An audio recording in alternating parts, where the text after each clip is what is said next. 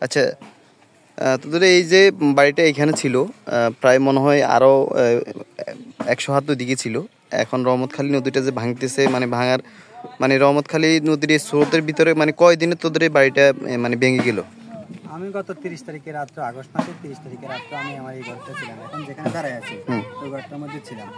30 তারিখের পর আমি ঘুম যাইতে পারিনি, 30 তারিখ আগ থেকে আমি ঘুমাইতে পারিনি। 30 তারিখে যখন আমি ঘরে ছিলাম তখন আমি ঘুমাইতে পারিনি, রাতে 3টা বাজে আমি এখানে এসে বসে আছি। এখান থেকে একটা গাছ হলো, নারকেল গাছ ছিল, ওখানে আমি বসেছিলাম।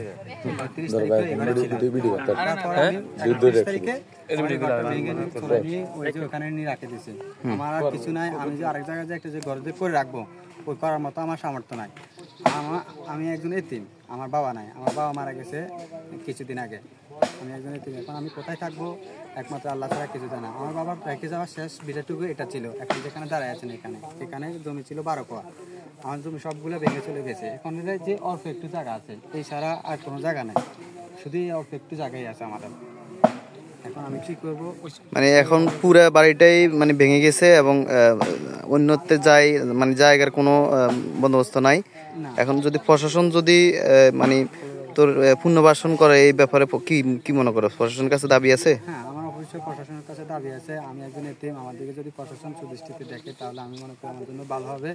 আমি আমার মা এবং আমার বোনকে নিয়ে একটা জায়গার মধ্যে থাকতে পারবো, একটা ঘরের মধ্যে থাকতে পারি, যেন ওই জন্য ব্যবস্থা করে।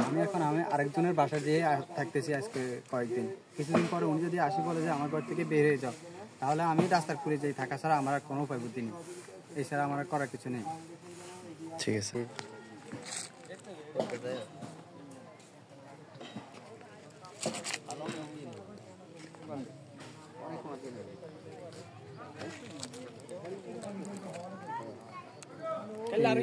এবারকে বাংলা বুঝি